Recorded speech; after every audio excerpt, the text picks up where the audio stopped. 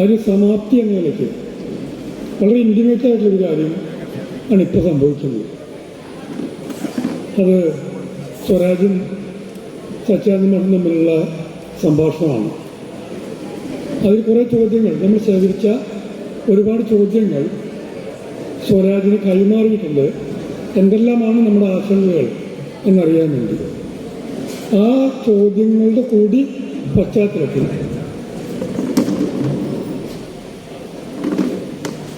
ആണ് സ്വരാജും മാഷും തമ്മിലുള്ള സംഭാഷണം നടക്കുന്നത്. സ്നേഹസംവാദം ആരംഭിക്കുകയായി. സ്വാഗത കാവ്യം ആലപിക്കുന്നു ശ്രീമതി ദീപ രാജ്, ശ്രീ റഷീദ് കാരള, പ്രിയ സച്ചിദാനന്ദൻ മാഷ്, ശ്രീ എം സ്വരാജ്, ബഹുമാനപ്പെട്ട മന്ത്രി ഡോക്ടർ ആർ ബിന്ദു, ഏവരെയും വേദിയിലേക്ക് സ്നേഹാദരങ്ങളോടെ ക്ഷണിക്കുന്നു.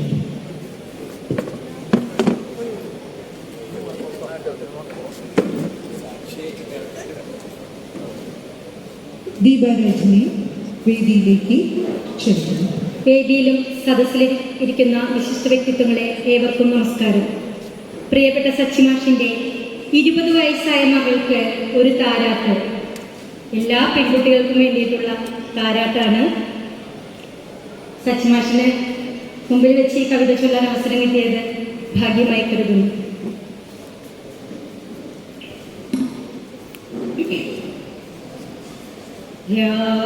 രാവുമുതിർന്നു കിളിപോയി നീലിച്ച പാതയിൽ ചന്ദ്രൻ ചുവന്നു വിളക്കണച്ചാലും ഇമയമയ്ക്കാതെ നീ കാക്കുവതാരേ അഴുക്കു കുമിഞ്ഞു കൂടുന്നൊരീ കോണിൽ വരാൻ ഏതു പാതിരാ സൂര്യനേ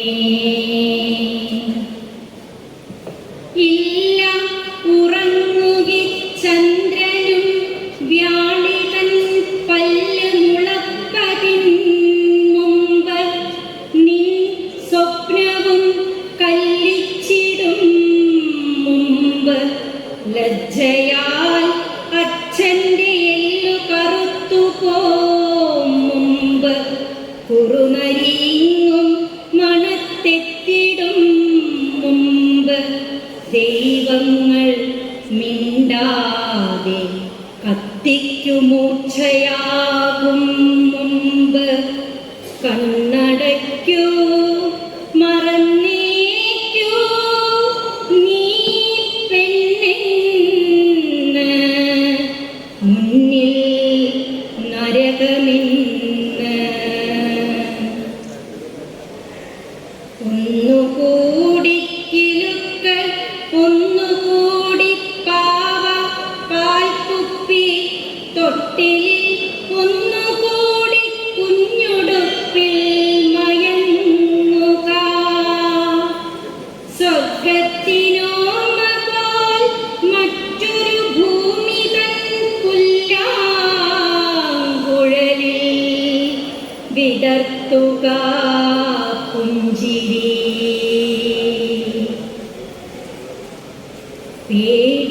പേടിയാണച്ഛന് നീ വരാൻ വൈകിയാൽ പേടി നീ തോഴരെ കാണുകേ അതിൽ ആരുമാറും ഒരു ദിനം പിന്നൊറ്റുകാരനായി വ്യാപാരിയായി കാക്കിയിട്ട കടുവയായി പാതി മുതലയായി പാതി കരടിയായി രാവിൽ രൂപാന്തരം കൊള്ളും പ്രഭുതയായി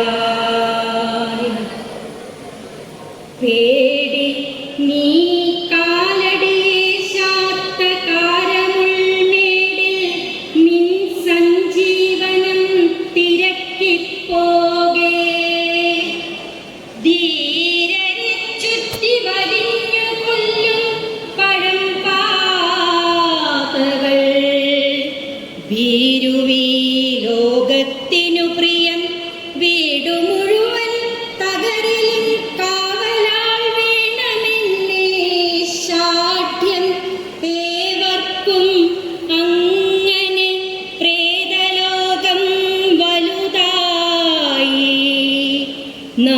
മൂക്കിടം തീരെ ചെറുതായി ശ്വസിക്കലേ മൃത്യുവായി. നൊണ്ടും എറുമ്പിനെ കണ്ടാൽ വിതുമ്പുവോർക്ക് ഇല്ല ഇടമിന്ന് വളർത്തുക ദംഷ്ട്രയും കൊല്ലും നഖവും മുരളുന്ന പ്രാണനും. അച്ഛനെ പോൽ അലിയാതൊരുക്കാവുക, അമ്മയെ പോൽ ഉരുകാതെ കല്ലാവുക. ഒറ്റയ്ക്കു പോകേണ്ടവൾ നീ ഒരു ദിനം ഒറ്റയ്ക്കുറങ്ങി ഉണരാൻ പഠിക്കുക. അച്ഛനെ പോൽ അലിയാതൊരുക്കാവുക, അമ്മയെ പോൽ ഉരുകാതെ കല്ലാവുക. ഒറ്റയ്ക്കു പോകേണ്ടവൾ നീ ഒരു ദിനം ഒറ്റയ്ക്കുറങ്ങി ഉണരാൻ പഠിക്കുക. പൂട്ടുക കണ്ണുകൾ സ്വപ്നത്തിലെങ്കിലും കൂട്ടിലടയ്ക്കാത്ത പക്ഷിയെ കാണുവാൻ. പൂട്ടുക കണ്ണുകൾ സ്വപ്നത്തിലെങ്കിലും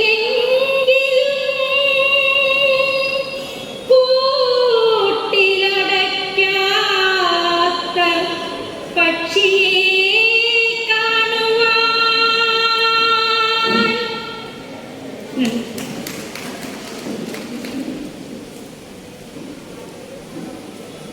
ഈ സെഷനിൽ സ്വാഗതം പറയാൻ വേണ്ടി ക്ഷണിക്കുന്നു.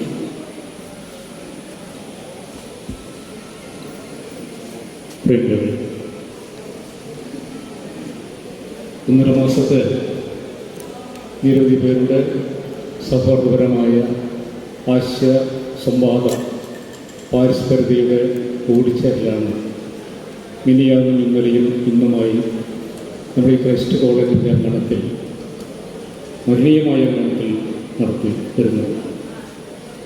നമുക്കറിയാം, ഇന്ത്യയുടെ അഭിമാനവും മലയാളത്തിൻ്റെ അഹങ്കാരവും നമ്മുടെയൊക്കെ ഹൃദയ താളവുമായ വിശ്വമഹാകവി സച്ചിദാനന്ദൻ മാഷിന് മലയാളക്കരം നൽകുന്ന സ്നേഹ ആദരണമാണിത്. ഈ മഹത്തായ പരിപാടിയുടെ അനുബന്ധമായി നമ്മൾ സെപ്റ്റംബർ 6-ന് കോളേജ് വിദ്യാർത്ഥികളുടെ സഹകരണത്തോടെ ഈ ഉത്സവത്തിൻ്റെ കൊടിയേറ്റവും അതോടൊപ്പം തന്നെ പുസ്തക പൂരവും തുടർന്ന് വിദ്യാർത്ഥികളുടെ ഉൾപ്പെടെയുള്ള കവിതകൾ നമ്മളിവിടെ മനോഹരമായി അവതരിപ്പിക്കുകയുണ്ടായി. കവിതയിലെ കലാശങ്ങൾ തുടങ്ങി നിരവധി പ്രബന്ധാനുബന്ധികളുടെ ഇന്നത്തെ കാവ്യമഹോത്സവത്തിന് തിരി തെളിഞ്ഞത്.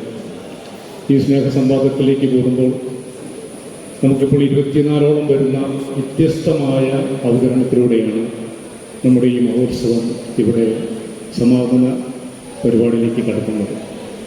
ഈ മഹത്തായ ഉത്സവ പരിപാടിക്ക് നേതൃത്വം കൊടുത്തുകൊണ്ട് ഡോക്ടർ സി രാഘവന്യ മാഷ്, അദ്ദേഹം നേതൃത്വം കൊടുക്കുന്ന കാഴ്ചകൾ ഉൾപ്പെടെയുള്ള നിരവധി സംഘടനകളുടെ നല്ല മനസ്സുകളാണ് ഈ പരിപാടി ഇത്രയും വിജയമാക്കാനായിട്ട് നമുക്കിവിടെ സാധിച്ചത്. നമുക്കറിയാം, സ്വാതന്ത്ര്യലബ്ധിക്ക് മുമ്പ് 1946 ഒക്ടോബർ 28-ന് ഇന്നത്തെ തൃശ്ശൂർ ജില്ലയിലെ കൊടുങ്ങല്ലൂർ താലൂക്കിൽ പുല്ലൂറ്റെന്ന അതിമനോഹരമായ ഗ്രാമത്തിൽ ജനിച്ച കെ സച്ചിദാനന്ദൻ മാഷ് എന്ന് നാം അഹങ്കാരത്തോടെ വിളിക്കുന്ന സച്ചി മാഷ് ജനിച്ചു. അദ്ദേഹം ആ ഗ്രാമീണ പശ്ചാത്തലത്തിൽ വളർന്നുകൊണ്ട് തന്നെ പ്രാഥമിക വിദ്യാഭ്യാസ ഘട്ടം കഴിഞ്ഞ് ഈ ക്രൈസ്റ്റ് കോളേജിലാണ് അദ്ദേഹം ബിരുദം നേടിയത്. തുടർന്ന് ബിരുദാനന്തര ബിരുദങ്ങൾക്ക് ശേഷം KKTM കോളേജിലെ അധ്യാപക വൃത്തിയിൽ ഏർപ്പെടുകയും പിന്നീട് അവിടെ നിന്ന് 1970 മുതൽ 22 വർഷക്കാലത്തോളം നമ്മുടെ ഈ കോളേജിൽ ഇംഗ്ലീഷ് പ്രൊഫസറായി സേവനം അനുഷ്ഠിക്കുകയുണ്ടായി. തുടർന്ന് അങ്ങോട്ട് 1996-ൽ കേന്ദ്ര സാഹിത്യ അക്കാദമിയുടെ സെക്രട്ടറിയായി ചുമതലയേറ്റുകൊണ്ട് പിന്നെ അങ്ങോട്ട് ഇന്ത്യ ഗവൺമെൻറ്റിൻ്റെ ഉന്നത വിദ്യാഭ്യാസ വകുപ്പിൻ്റെയും നാഷണൽ ട്രാൻസ്ലേഷൻ കൺസൾട്ടിൻ്റെ ഒക്കെ സേവനമനുഷ്ഠിച്ചുകൊണ്ട് മാഷ് ഇങ്ങനെ പല മേഖലകളിലൂടെ ഉയർന്നു വന്നു. മാഷിൻ്റെ വളർച്ച എന്നുള്ളത് മലയാളികളുടെ അഹങ്കാരമാണ്. നമുക്കറിയാം, സ്കൂൾ ഓഫ് ട്രാൻസ്ലേഷൻ സ്റ്റഡീസ് ഡയറക്ടറായി പ്രവർത്തിച്ച് 1970 അദ്ദേഹം കുരുക്ഷേത്ര എന്ന കവിതാ സമാഹാരം പുറത്തിറക്കുകയുണ്ടായി. 1971 5 സൂര്യൻ എന്ന കവിതാ സമാഹാരം. അതിനുശേഷം അദ്ദേഹം തൻ്റെ സാഹിത്യ ലോകത്തിലേക്ക് ഉയർന്നു വന്നു. തൻ്റെ ശക്തമായ ആവിഷ്കാര പ്രവൃത്തിയോടെ തന്നെ ഇന്നും അദ്ദേഹം അത് നിലനിർത്തി പോരുന്നെന്നുള്ളതാണ്. മാഷിൻ്റെ എഴുത്ത് ഇപ്പോഴും മനോഹരമായി തുറന്നുകൊണ്ടിരിക്കുന്നു. നാടകങ്ങൾ, യാത്രാ വിവരണങ്ങൾ, കവിതകളുടെയും നാടകങ്ങളുടെയും വിവർത്തനങ്ങൾ, അങ്ങനെ നിരവധി ഗ്രന്ഥങ്ങൾ അദ്ദേഹം രചിക്കുകയുണ്ടായി. കേന്ദ്ര സാഹിത്യ അവാർഡ്, കേരള സാഹിത്യ അവാർഡ് ഉൾപ്പെടെ നിരവധി അംഗീകാരങ്ങൾ മാഷിന് കിട്ടിയപ്പോൾ എല്ലാമേ അത് ഒരു ഇന്ത്യക്കാരൻ്റെ അല്ലെങ്കിൽ വിശിഷ്യ ഓരോ മലയാളികളുടെയും കിട്ടുന്ന അംഗീകാരമായി നമുക്കതിനെ കൂട്ടിച്ചേർത്ത് വായിക്കേണ്ടതുണ്ട്. മാത്രമല്ല, യുക്തിചിന്തയിൽ ഊന്നിയിട്ടുള്ള ശാസ്ത്രബോധത്തിലൂടെയുള്ള അദ്ദേഹത്തിൻ്റെ പ്രഭാഷണങ്ങൾ എനിക്ക് പലപ്പോഴും കേരള ശാസ്ത്ര സാഹിത്യ പരിഷത്തിൻ്റെ പ്രവർത്തനമായതുകൊണ്ട് തന്നെ അത്തരം പല വേദികളിലും മാഷിൻ്റെ ശാസ്ത്രബോധത്തിലൂന്നിയിട്ടുള്ള പ്രഭാഷണങ്ങൾ കേൾക്കാനും എനിക്ക് അവസരമുണ്ടായിട്ടുണ്ട്. നിരവധി പുസ്തകങ്ങൾ വായിക്കുന്ന അറിവാണ് മാഷ് നമുക്ക് പറഞ്ഞു തരിക. ആ പ്രസംഗങ്ങൾ ചിലപ്പോൾ 1.5 മണിക്കൂറോളം വേണ്ടിവരും. പക്ഷേ ആ സമയം കഴിയുന്നത് അറിയില്ല. അത്ര മനോഹരമായിട്ടാണ് നമ്മുടെ ഹൃദയത്തിലേക്ക് ആ പ്രഭാഷണം കയറുക. 18 ഭാഷകളിലായി 32 കവിതാ പുസ്തകങ്ങൾ അദ്ദേഹം രചിക്കുകയുണ്ടായി. പിന്നീട് മലയാളത്തിലുള്ള നിരവധി പുസ്തകങ്ങൾ. അങ്ങനെ വേറിട്ട നമുക്ക് നിരവധിയാണ് മാഷെക്കുറിച്ച് പറയാം. സമയപരിമിതി കൊണ്ട് ഞാൻ ചുരുക്കുകയാണ്. ഇപ്പോൾ ഈ പുതിയ 2024 ദേശാഭിമാനി ഓണപ്പതിപ്പിൽ അദ്ദേഹം 4 ചെറിയ കവിതകൾ അദ്ദേഹം പ്രസിദ്ധീകരിക്കുകയുണ്ടായി. ഒന്ന് ചിറകൊടിഞ്ഞ കിളിക്ക് വേണ്ടി അദ്ദേഹം കേഴുകയാണ്. അതോടൊപ്പം തന്നെ വെട്ടാൻ പോകുന്ന മരത്തിനു വേണ്ടി, നികത്താൻ പോകുന്ന ഉള്ളത്തിനു വേണ്ടി, പ്രസവിക്കാൻ പോകുന്ന പൂച്ചയ്ക്ക് വേണ്ടി. ഇപ്പോൾ ഇതാ മാതൃഭൂമി ആഴ്ചപ്പതിപ്പിൽ, ഈ ആഴ്ചപ്പതിപ്പിൽ മൂകം എന്ന ഒരു കവിത അദ്ദേഹം രചിക്കുകയുണ്ടായി. അത് കലാമണ്ഡലം ഗോപിയാശാനെയാണ്. കഥകളി ക്ലബിൻ്റെ ഒരു പ്രവർത്തനം എന്ന നിലയ്ക്ക് അത് ആ കവിത വായിച്ചപ്പോഴൊന്നും വല്ലാതെ ആകർഷണമാക്കി എന്നുള്ളതാണ്. അതിലിങ്ങനെ അദ്ദേഹം സൂചിപ്പിക്കുന്നു: ഇത് കർണനോ ഗോപിയാശാനോ പകയ്ക്കുന്നു ഇരുളിൽ വിസോന്മാദം പകർന്ന കവി മാലി. പറയാനാകാത്തത് പറയാൻ വിറയ്ക്കുന്നു പിറകിൽ പാടും ചുണ്ട് വിളക്കിൻ തിരികൾക്കൊപ്പം.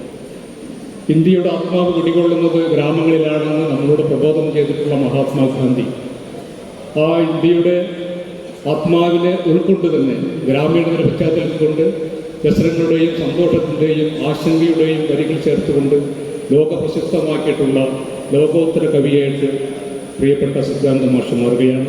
പ്രിയപ്പെട്ട മാഷിന് സ്നേഹത്തിൻ്റെ ഭാഷയിൽ, സൗഹൃദത്തിൻ്റെ ഭാഷയിൽ ഈ വേദിയിലേക്ക് സ്വാഗതം ചെയ്തു.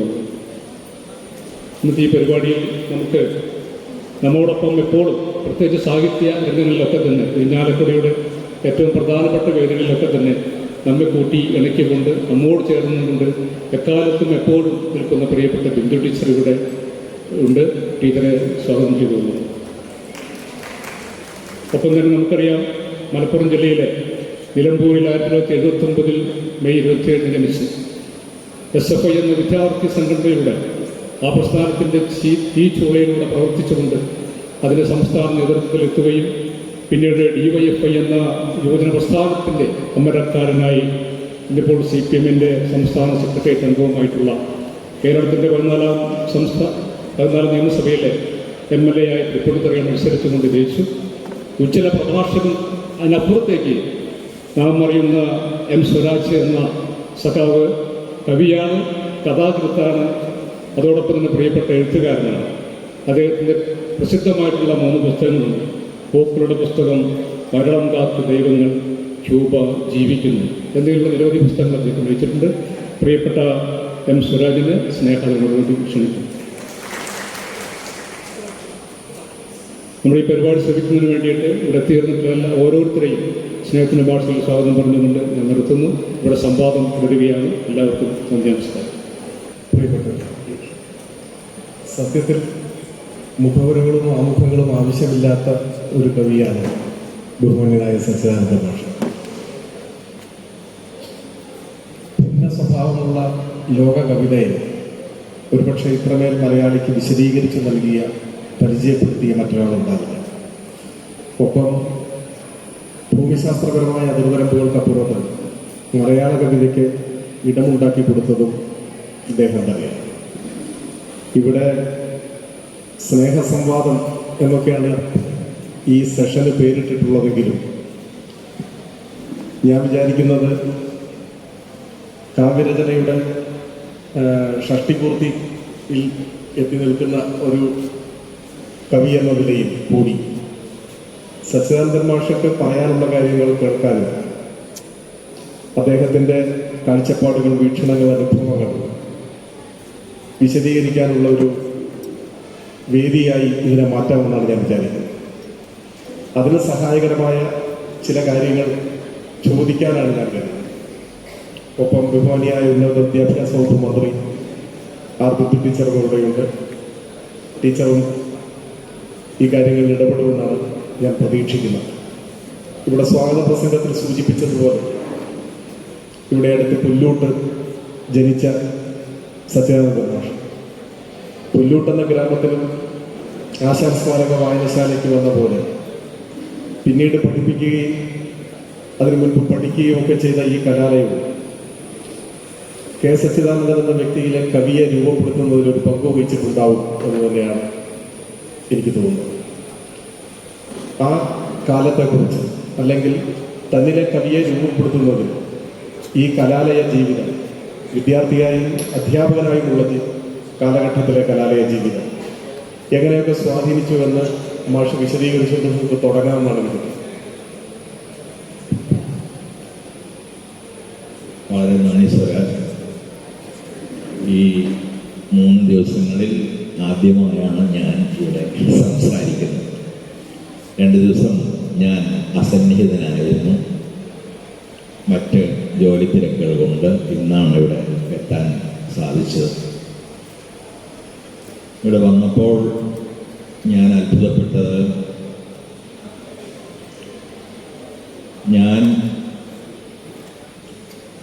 ജീവിച്ചിരിക്കുന്നത് കൊണ്ട് ഈ ആഘോഷം നടക്കുകയാണോ, അതോ ഈ ആഘോഷം നടക്കുന്നത് കൊണ്ട് ഞാൻ ജീവിച്ചിരിക്കുകയാണോ എന്നാണ്. പലപ്പോഴും വിഷാദത്തോടെ ഞാൻ ഓർക്കാറുള്ളൊരു കാര്യമാണ്, നമ്മുടെ എഴുത്തുകാർ മാത്രമല്ല, ഒരു പക്ഷേ ഏതെങ്കിലും രീതിയിൽ സമൂഹത്തെ, ഭാഷയെ, കലയെ, സൗന്ദര്യബോധത്തെ, നീതിബോധത്തെ മുന്നോട്ട് കൊണ്ടുപോയ ആളുകളെ പലപ്പോഴും നാം ആഘോഷിക്കാറുള്ളത് അവരുടെ മരണശേഷമാണ്. ജന്മദിനങ്ങളായി, ചരമവാർഷികങ്ങളായി അവർ മരണാനന്തരം ആഘോഷിക്കപ്പെടുന്നത് നാം നിരന്തരം കണ്ടു നിൽക്കുന്നു. അങ്ങനെ പലതിലും അക്കാദമി പ്രസിഡന്റ് എന്ന നിലയിൽ പങ്കാളിയാകേണ്ടി വരുന്ന ഒരാൾ കൂടിയാണ് ഞാൻ. എന്നാൽ ജീവിച്ചിരിക്കെ ഒരാളുടെ സംഭാവനകൾ നിർമ്മമമായി, നിർണായകമായ രീതികളിൽ വിലയിരുത്തപ്പെടുക എന്നത് വളരെ അപൂർവമായി മാത്രം സംഭവിക്കുന്ന ഒരു കാര്യമാണ്. അത്തരത്തിലുള്ളൊരു അപൂർവ സംഭവത്തിന് പിറകിൽ പ്രവർത്തിച്ച, ഞാൻ സഹോദരി തുല്യമായി കണക്കാക്കുന്ന, അല്ലെങ്കിൽ പുത്രി തുല്യമായി കണക്കാക്കുന്ന ബിന്ദു ഉൾപ്പെടെയുള്ള എൻ്റെ സഹോദരനായ രാവുണ്ണി ഉൾപ്പെടെയുള്ള ആളുകൾക്കെല്ലാം ആദ്യമേ തന്നെ നന്ദി പറഞ്ഞുകൊണ്ട് മാത്രമേ എനിക്ക് ആരംഭിക്കാൻ കഴിയുകയുള്ളൂ. ബിന്ദു ഞങ്ങളുടെ അയൽക്കാരിയായിരുന്നു. കുട്ടിക്കാലം മുതൽ, അയൽക്കാരി എന്ന് തന്നെ പറയാം, കുട്ടിക്കാലം മുതൽ കണ്ടു വളർന്ന ഒരു കുട്ടി എന്ന നിലയിലാണ് ഞാനിപ്പോഴും അവരെ കാണുന്നത്. അതുകൊണ്ട് ആദരണീയയായ മന്ത്രി ബിന്ദു എന്നത് എനിക്ക് പറയാൻ കഴിയുകയില്ല. സ്വരാജിന്റെ ചോദ്യത്തിന് അല്ലെങ്കിൽ ഇത്തരം ചോദ്യങ്ങൾ വളരെ ദീർഘമായ മറുപടിയോ ഒരു ആത്മകഥ മുഴുവനുമോ ഒക്കെ ആവശ്യപ്പെടുന്നതാണ്. വളരെ ലളിതവും ഹ്രസ്വവുമായ ഒരു പ്രതികരണമാണ് ഞാനിവിടെ നൽകാൻ ആഗ്രഹിക്കുന്നത്. തിരിഞ്ഞു നോക്കുമ്പോൾ നിശ്ചയമായും എൻ്റെ ഗ്രാമം എൻ്റെ ഭാവനയെ, കവിതയെ, ഭാഷയെ രൂപപ്പെടുത്തുന്നതിൽ വലിയ ഒരു പങ്ക് വഹിച്ചിട്ടുണ്ട് എന്ന് പറയാതെ വയ്യ.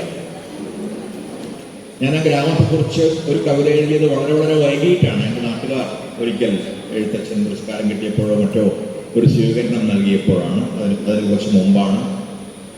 പക്ഷേ എല്ലാ കാലത്തും ലോകം മുഴുവൻ എന്ന് പറയാം 6 ഭൂഖണ്ഡങ്ങളിൽ ഞാൻ യാത്ര ചെയ്തിട്ടുണ്ട്. യാത്ര ചെയ്യുമ്പോഴൊക്കെയും ഞാനൊരു ഗ്രാമീണനായി തന്നെയാണ് യാത്ര ചെയ്തത്. എൻ്റെ നാട്ടിൻപുറത്തിൻ്റെ സൗന്ദര്യത്തെക്കുറിച്ച് ബാല്യത്തിൽ ഞാൻ ഏറെയൊന്നും ബോധവാനായിരുന്നില്ല. ഒരു പക്ഷേ നമ്മുടെ എല്ലാം അവസ്ഥ അത് തന്നെയായിരിക്കാം. അവിടുത്തെ കൈത്തോടുകളെക്കുറിച്ച്, അവിടുത്തെ ഹരിതാഭമായ വയലുകളെക്കുറിച്ച്, അതിനരികിലെ കായലിനെക്കുറിച്ച്, ആ കായലിൽ ആഴ്ന്നു പോകുന്ന സൂര്യൻ, ആകാശത്ത് കുങ്കുമം വിതറുന്നതിനെക്കുറിച്ച് ഒന്നും തന്നെ വളരെയൊന്നും ബോധവാനായിരുന്നില്ല. ഒരു കുട്ടി എന്ന നിലയിൽ ഞാൻ അവിടെ കളിച്ചു നടന്ന ആ പ്രകൃതിയെ എൻ്റെ തന്നെ ഒരു ഭാഗമായി കണ്ട ഒരാളായിരുന്നു ഞാൻ. ഇപ്പോഴും ഒരർത്ഥത്തിൽ മനുഷ്യനെ പ്രകൃതിയുടെ ഒരു ഭാഗം എന്ന നിലയിലല്ലാതെ കാണുക എനിക്ക് വളരെ പ്രയാസമാണ്. മനുഷ്യൻ എന്തുകൊണ്ട് പ്രകൃതിയുടെ ഭാഗമാകുന്നു മുതലായ ദാർശനികമായ വിശദാംശങ്ങളിലേക്കൊന്നും ഞാൻ കടക്കുന്നില്ല. എംഗൽസിന്റെ ഡയലക്റ്റിക്സ് ഓഫ് നേച്ചർ എങ്കിലും വായിച്ചവർക്ക് അറിയാം എങ്ങനെയാണ് മനുഷ്യൻ പ്രകൃതിയുടെ തന്നെ ഒരു എക്സ്റ്റൻഷൻ ആകുന്നത്, പ്രകൃതിയുടെ തന്നെ ഒരു അംശമാകുന്നത്, പ്രകൃതിയിൽ നിന്ന് ഒരിക്കലും സമ്പൂർണമായി അവനവനെ തന്നെ വേർപെടുത്താൻ കഴിയാത്ത ഒരു ജീവിയ ആയിരിക്കുന്നത് എന്ന്. അപ്പോൾ ആ കാലം എവിടെയൊക്കെയോ വളരെ അഗാധമായ രീതിയിൽ എന്നെ സ്വാധീനിച്ചിട്ടുണ്ട് എന്നത് നിശ്ചയമാണ്. വീണ്ടും വീണ്ടും ആ ഗ്രാമത്തിൻ്റെ പ്രകൃതി, അവിടുത്തെ ദൃശ്യങ്ങൾ, അവിടുത്തെ വളരെ വളരെ സാധാരണക്കാരായ, പലപ്പോഴും മുഖ്യധാരയിൽ നിന്ന് അകറ്റി നിർത്തപ്പെട്ടിരുന്ന മനുഷ്യർ, ഇവരെല്ലാം എൻ്റെ കവിതയിൽ ഇന്നും വളരെ സജീവമായൊരു സാന്നിധ്യമാണ്. എൻ്റെ ആദ്യത്തെ വായനകൾ നടക്കുന്നത് ആ നാട്ടിൻപുറത്തെ ഇവിടെ സൂചിപ്പിച്ച കുമാരനാശാൻ ആശാൻ സ്മാരക വായനശാലയിലാണ്. അത് നടത്തിയിരുന്നത് അന്നത്തെ പല വായനശാലകളും നടത്തിയിരുന്നവരെന്ന പോലെ ഒരു സാമൂഹ്യ പ്രവർത്തകനായിരുന്നു. തൊഴിലാളികൾക്കിടയിൽ പ്രവർത്തിച്ചിരുന്ന ഒരാളായിരുന്നു. അയാളുടെ പേര് VK രാജൻ എന്നായിരുന്നു. ആ പേര് ഒരുപക്ഷെ നിങ്ങൾക്ക് ഇന്ന് പരിചിതമായിരിക്കുക നമ്മുടെ പഴയ MLA-യും പഴയ മന്ത്രിയും എന്ന നിലയിലായിരിക്കും. ആ രാജൻ ഞാൻ സ്കൂളിൽ പഠിക്കുന്ന കാലത്ത് തൊഴിലാളികൾക്കിടയിൽ, പ്രത്യേകിച്ചും കർഷക തൊഴിലാളികൾക്കിടയിൽ പ്രവർത്തിച്ചിരുന്ന ഒരാളായിരുന്നു. വൈകുന്നേരം തൻ്റെ പ്രവർത്തനം കഴിഞ്ഞ് തിരിച്ചു വന്ന് ഈ വായനശാല തുറക്കുകയും അതിൻ്റെ രജിസ്റ്റർ സൂക്ഷിക്കുകയും അതിൽ എന്തെല്ലാമാണ് ഓരോ പ്രായത്തിലുമുള്ളവർക്ക് വായിക്കാൻ കഴിയുക എന്ന് ഓരോരുത്തർക്കും പറഞ്ഞു കൊടുക്കുകയും ചെയ്തിരുന്ന ഒരു സമയം ഉണ്ടായിരുന്നു. ആ കാലത്താണ് ഭാഗ്യവശാൽ എൻ്റെ കുട്ടിക്കാലവും ഞാൻ ആ ഗ്രാമത്തിൽ ചിലവിടാനിടയായത്. അതുകൊണ്ട് തന്നെ ഓരോ പ്രായത്തിലും അതിനനുസരിച്ചുള്ള പുസ്തകങ്ങൾ ഞാൻ വായിച്ചുകൊണ്ടിരുന്നു. ആദ്യകാലത്ത് ചില പരിഭാഷകൾ, അക്കാലത്തുണ്ടായിരുന്ന ബാലൻ പ്രസിദ്ധീകരണം കൊണ്ടുവന്നിരുന്ന കുട്ടികൾക്ക് വേണ്ടിയുള്ള പുസ്തകങ്ങളും കുട്ടികൾക്ക് വേണ്ടിയുള്ള സംഗ്രഹങ്ങളും, ഈ ചാൾസ് ഡിക്കൻസിൻ്റെ ഒലിവർ ട്വിസ്റ്റ് പോലുള്ള കൃതികൾ, അല്ലെങ്കിൽ ഡേവിഡ് കോപ്പർഫീൽഡ് പോലുള്ള കൃതികൾ, ആ തരത്തിലുള്ള ഒരുപാട് പ്രത്യേകിച്ചും ഇംഗ്ലീഷിലെ ക്ലാസിക്കുകളായ കൃതികളുടെ ചെറിയ ചെറിയ സംക്ഷിപ്തമായ കുട്ടികൾക്ക് പോലും പ്രാപ്യമായ ഭാഷയിൽ എഴുതപ്പെടുന്ന കൃതികൾ ആണ് ഒരുപക്ഷെ ഞാൻ ആദ്യമായിട്ട് വായിക്കുന്നത്. അതിനെ തുടർന്ന് ഈ വായനശാലയിൽ എത്തുന്നതോടുകൂടി കുറെ കൂടി മുതിർന്നവർ വായിക്കുന്ന കൃതികൾ ഞാൻ വായിക്കാൻ ആരംഭിക്കുന്നു. അതിൽ തകഴി ഉണ്ടായിരുന്നു, ബഷീർ ഉണ്ടായിരുന്നു, പൊറ്റേക്കാട്ടുണ്ടായിരുന്നു. ആ കാലത്ത് സജീവമായിരുന്നു, തുടർച്ചയായി എഴുതിക്കൊണ്ടിരുന്ന റൂബിനെ പോലുള്ള എഴുത്തുകാരുണ്ടായിരുന്നു, ലളിതാംബിക അന്തർജനം ഉണ്ടായിരുന്നു. നമുക്കറിയാവുന്ന ആ തലമുറയിൽപ്പെട്ട ഏറ്റവും വലിയ എഴുത്തുകാർ LT വാസുദേവൻ നായർ ഉൾപ്പെടെ ആ തലമുറയിൽപ്പെട്ട വലിയ എഴുത്തുകാർ മുഴുവൻ തന്നെ ആ ലൈബ്രറിയിൽ അവരുടെ കൃതികൾ, അതുവരെ പ്രസിദ്ധീകരിക്കപ്പെട്ടിരുന്ന കൃതികൾ ലഭ്യമായിരുന്നു. അതോടൊപ്പം തന്നെ ഡോസ്റ്റോയേവ്സ്കിയുടെയും ടോൾസ്റ്റോയുടെയും മറ്റ് നോവലുകളുടെ തുർക്കനെയോ അങ്ങനെ പറഞ്ഞു പോകുന്ന ഒരുപാട് പേരുകളുണ്ട്. അതുപോലെ ഇന്ത്യയിൽ നിന്ന് തന്നെയുള്ള പ്രേംചന്ദിൻ്റെയും യശ്പാലിൻ്റെയും ഒക്കെ ഉൾപ്പെടെയുള്ള നോവലുകൾ, പൂർണ്ണമായ നോവലുകളുടെ പരിഭാഷകൾ EK ദിവാകരൻ പോറ്റി, പുല്ലൂറ്റിൻ്റെ ഒരു അയൽക്കാരോ പുത്തഞ്ചിറാത്ത് ജനിച്ചു വളർന്ന ദിവാകരൻ പോറ്റിയാണ് പ്രേംചന്ദിനെ മലയാളത്തിലേക്ക് ഹിന്ദിയിൽ നിന്ന് നേരിട്ട് പരിഭാഷ ചെയ്ത് നമ്മെ പരിചയപ്പെടുത്തുന്നത്. അവരുടെയൊക്കെ ഈ പരിഭാഷകളും ഈ കൃതികളും അതോടൊപ്പം കവിതകളും അന്ന് പ്രധാനമായും വായിച്ചിരുന്നത് ആശാന്റെയും വള്ളത്തോളിൻ്റെയും കൃതികളായിരുന്നു. അന്ന് അക്കാലത്ത് സജീവമായി എഴുതിക്കൊണ്ടിരുന്ന വൈലോപ്പിള്ളിയുടെയും ഇടശ്ശേരിയുടെയും കുഞ്ഞിരാമൻ നായരുടെയും കൃതികളും മറ്റനേകം കവികളുടെ പിൽക്കാലത്ത് വിസ്മരിക്കപ്പെട്ടവരും തുടർച്ചയായി ഓർമ്മിക്കപ്പെട്ടവരുമായ അനേകം കവികളുടെയും ഒക്കെ കൃതികൾ ഞാൻ വായിക്കുന്നതും ഏതാണ്ട് ആ ഹൈസ്കൂൾ കാലത്താണ് എന്ന് പറയാം. അതിനുശേഷമാണ് ഒരർത്ഥത്തിൽ എൻ്റെ ജീവിതം ആ ഭാഗം മാത്രം നോക്കുകയാണെങ്കിൽ ചെറിയ ചെറിയ വായനശാലകളിൽ നിന്ന് വലിയ വലിയ വായനശാലകളിലേക്കുള്ള ഒരു യാത്ര കൂടിയായിരുന്നു. അത് അതിൻ്റെ ഒരു ഭാഗം ആയിരുന്നിട്ടുണ്ട് എന്ന് പറയാം. പിന്നീടാണ് ഞാനിവിടെ ക്രൈസ്റ്റ് കോളേജിൽ വിദ്യാർത്ഥിയായി ചേരുന്നത്. ഇവിടെ ഞാൻ 4 വർഷം വിദ്യാർത്ഥിയായിരുന്നു, ബിരുദ വിദ്യാർത്ഥിയായിരുന്നു. എൻ്റെ ബിരുദം ജീവശാസ്ത്രത്തിലാണ്, സാഹിത്യത്തിലല്ല. ആ ജീവശാസ്ത്രവും അതിൻ്റെ കൂടെ രസതന്ത്രവും സസ്യശാസ്ത്രവും ആണ് ഞാൻ ഇവിടെ പ്രധാനമായും പഠിച്ചത്. ആ കാലത്ത് ആണ് ക്രൈസ്റ്റ് കോളേജിലെ ലൈബ്രറിയുമായിട്ട് പരിചയപ്പെടുന്നത്. അന്നത്തെ ലൈബ്രറിയൻ ജോൺ മാഷ് എന്ന് ഞങ്ങൾ വിളിച്ചിരുന്ന ആളെ ഞാൻ ഇപ്പോഴും ഓർക്കുന്നുണ്ട്. അദ്ദേഹം ഒരു അധ്യാപകൻ കൂടിയായിരുന്നു. അന്നിവിടെ ഇപ്പോഴിവിടെ ലാറ്റിൻ ഉണ്ടെന്ന് തോന്നുന്നു. അത് ലാറ്റിൻ ഉണ്ടായിരുന്നില്ല, അതിന് പകരം സിറിയക് എന്ന് പറയുന്ന ഭാഷയായിരുന്നു. സിറിയക് എന്ന ഭാഷ വാസ്തവത്തിൽ അറമൈക്ക് എന്ന് പറയുന്ന ബൈബിളിലെ ക്രിസ്തുവിൻ്റെ കാലത്ത് ക്രിസ്തുവിൻ്റെ ജനങ്ങൾ സംസാരിച്ചിരുന്ന ഭാഷയാണ് അത്. ഈ അറമൈക്ക് സംസാരിച്ചുകൊണ്ട് കഴുതപ്പുറത്ത് പോകുന്ന മനുഷ്യരെ ഞാൻ മാലൂല എന്ന സ്ഥലത്ത് സിറിയയിൽ പോയപ്പോൾ നേരിട്ട് വളരെ വർഷങ്ങൾക്ക് ശേഷം കാണുകയും ചെയ്തിട്ടുണ്ട്. ഈ സിറിയക് ഭാഷ പഠിപ്പിക്കുകയും ഒപ്പം തന്നെ ലൈബ്രറിയനായി പ്രവർത്തിക്കുകയും ചെയ്യുന്ന ഒരാളായിരുന്നു ജോൺ മാഷ്. ഇവിടെ എൻ്റെ പ്രധാന ഗൈഡ്, അവിടെ രാജനെ പോലെ തന്നെ ഇവിടെ എൻ്റെ വായനയുടെ പ്രധാന സഹായിയായി പ്രവർത്തിച്ചിരുന്നത് ഈ ജോൺ മാസ്റ്ററായിരുന്നു.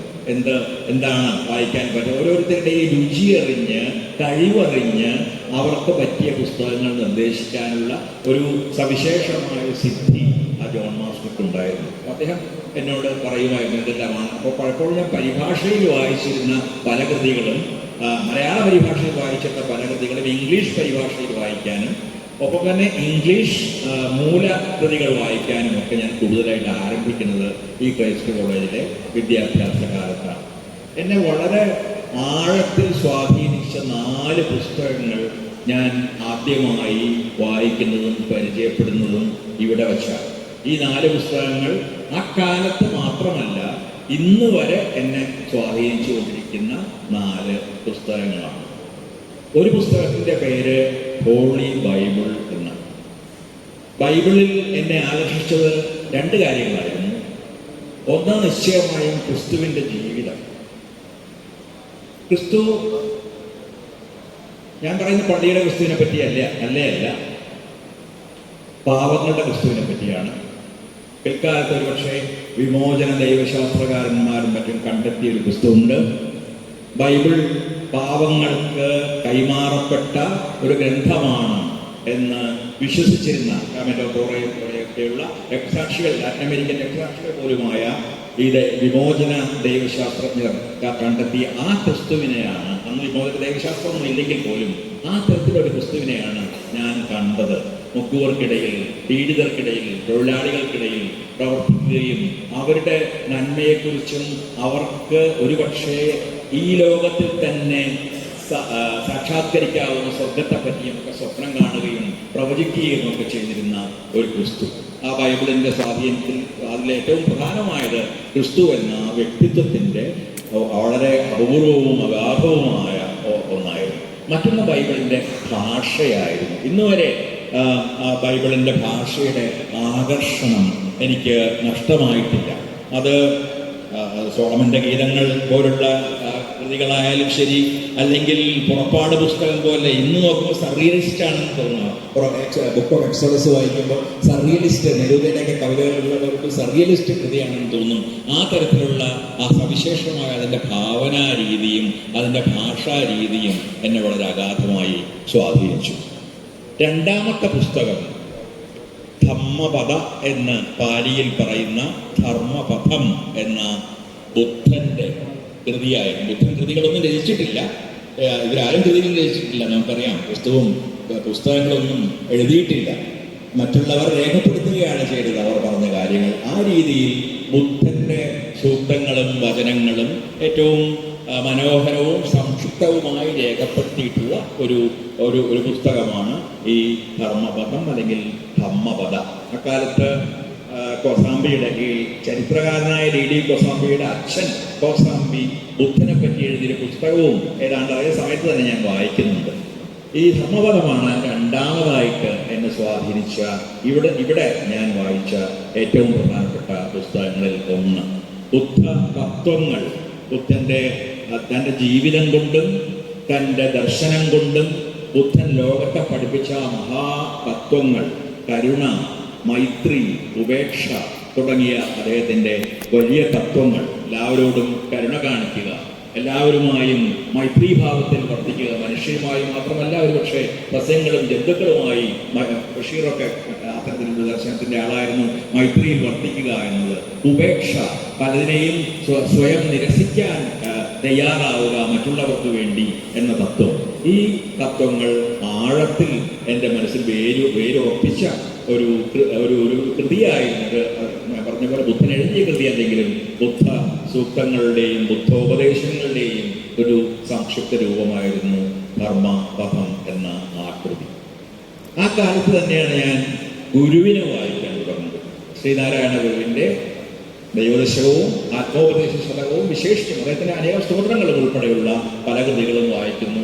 ആത്മോപദേശ ശതകം വിശേഷിച്ചും വളരെ ആഴമേറിയൊരു സ്വാധീനം എന്നിൽ മാത്രമല്ല അനേകം പേരിൽ, ഞാൻ അനേകം ആളുകളുടെ ഒരു പ്രതിനിധി എന്ന നിലയിൽ കൂടിയാണ് സംസാരിക്കുന്നത്, ആഴമേറിയ സ്വാധീനം എന്നിൽ ചെലുത്തുകയുണ്ടായി. കാരണം ഗുരു, ഞാൻ അതിലേക്കൊന്നും കടക്കുന്നില്ല, അതൊക്കെ വലിയ പ്രഭാഷണങ്ങളായി മാറും. എങ്ങനെയാണ് ഗുരുവിൻ്റെ അദ്വൈതം ശങ്കരൻ്റെ അദ്വൈതത്തിൽ വ്യത്യസ്തമാകുന്നത് മുതലായതിനെക്കുറിച്ച് ഞാൻ ധാരാളം പറയുകയും എഴുതുകയും ഒക്കെ ചെയ്തിട്ടുണ്ട്.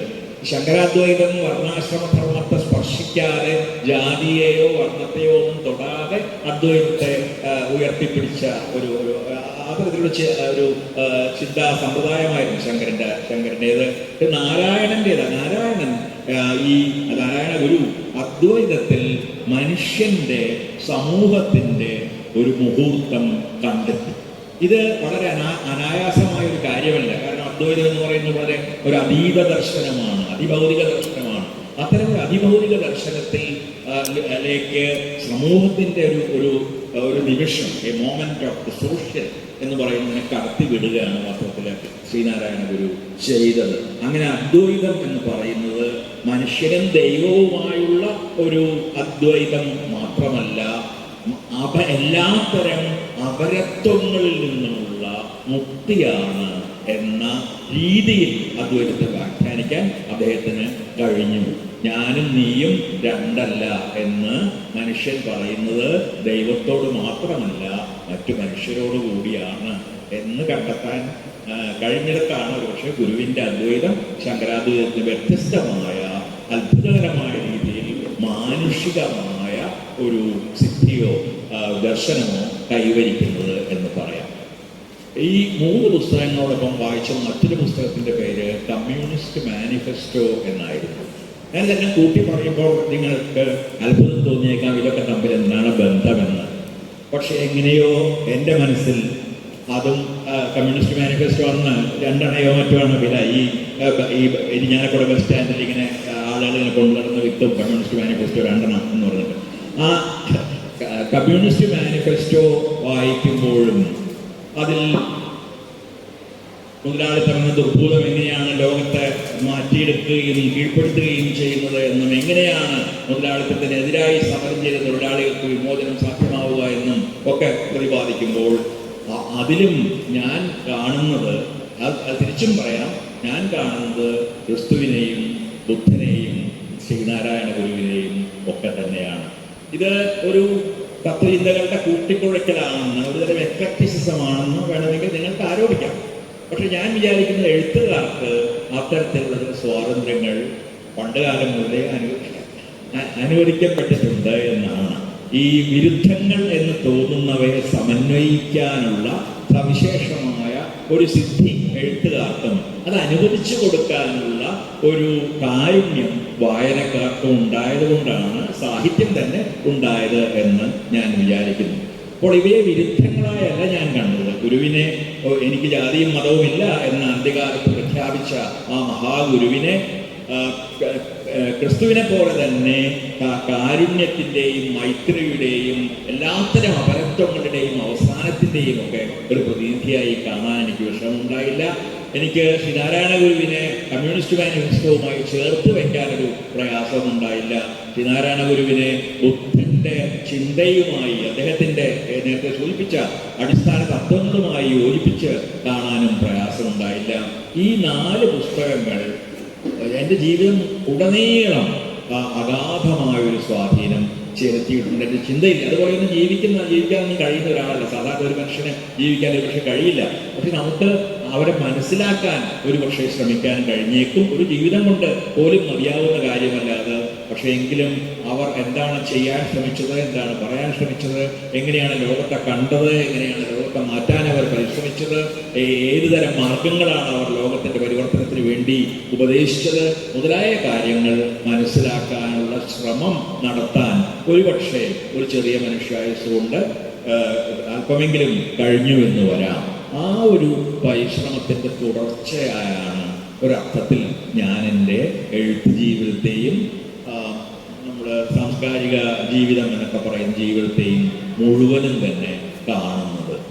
എങ്ങനെയാണ് ഇവരുടെ ഈ മഹാദർശനം പാവങ്ങൾക്ക് വേണ്ടിയുള്ള, പീഡിതർക്ക് വേണ്ടിയുള്ള, നിന്ദിതർക്ക് വേണ്ടിയുള്ള, പാർശ്വവർത്തികൾക്ക് വേണ്ടിയുള്ള ഈ മഹാദർശനങ്ങളെ എങ്ങനെയാണ് നടപ്പിലാക്കാൻ കഴിയുക, ഏത് രീതിയിലാണ് ഈ മനുഷ്യരുടെ മോചനം സാധ്യമാവുക, ഏത് രീതിയിലാണ് നാം എല്ലാം സ്വപ്നം കാണുന്ന രീതിയിലുള്ളൊരു സമത്വം വാസ്തവത്തിൽ ഇഹലോകത്തിന് കൊണ്ടുവരാൻ കഴിയുക എന്നൊരു അന്വേഷണം വളരെ പ്രധാനമാണ്.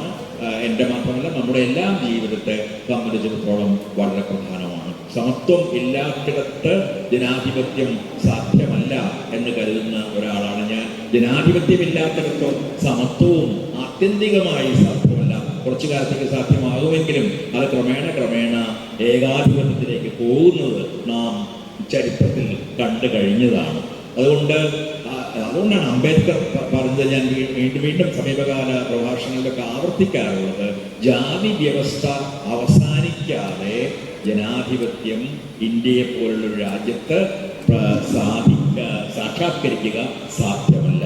കാരണം ജാതി വ്യവസ്ഥ എന്നത് ഇന്ത്യയിൽ നിലനിൽക്കുന്ന ശ്രേണീക്രമങ്ങളിൽ, ഹൈറാർക്കികളിൽ ഏറ്റവും പ്രധാനപ്പെട്ടതും ഏറ്റവും ശക്തമായതും ഏറ്റവും ഇരുണ്ടതുമായ ഒരു വ്യവസ്ഥയാണ്. ഇവിടെ വർഗവ്യവസ്ഥയുണ്ട്, ജാതി വ്യവസ്ഥയുണ്ട്, ലിംഗവ്യവസ്ഥയുണ്ട്, ഈ വർണ്ണവ്യവസ്ഥയുണ്ട്. പല രീതികളിൽ തരംതിരിക്കപ്പെട്ട മനുഷ്യരുടെ ഒരു നാട്ടിൽ നാം എത്രമാത്രം ജനാധിപത്യത്തെക്കുറിച്ച് സംസാരിച്ചാലും ആത്യന്തികമായി നാം സ്വപ്നം കാണുന്ന രീതിയിലുള്ള മനുഷ്യരെയെല്ലാം തുല്യരാക്കുന്ന ലിംഗപരമായ അസമത്വവും വർഗപരമായ അസമത്വവും ജാതിപരവും വർണ്ണപരവുമായ അസമത്വവും ഇല്ലാതാക്കുന്ന ബഹുസ്വരമായ യഥാർത്ഥമായ ജനാധിപത്യത്തിൻ്റെതായ ഒരു സമൂഹം, അത്തരമൊരു സമൂഹം സൃഷ്ടിക്കാൻ ഈ ശ്രേണീക്രമങ്ങൾ മുഴുവൻ തന്നെ മാറ്റാതെ കഴിയുകയില്ല എന്ന അടിസ്ഥാന ബോധം, ആ ബോധത്തിൻ്റെ വിത്ത് എന്നിൽ വീഴുന്നത് ഈ പുസ്തകങ്ങളിലൂടെ കടന്നു പോകുമ്പോൾ ഞാൻ പിന്നീട് വായിച്ച അനേകം സാഹിത്യകൃതികളൊക്കെ തന്നെ ഒരർത്ഥത്തിൽ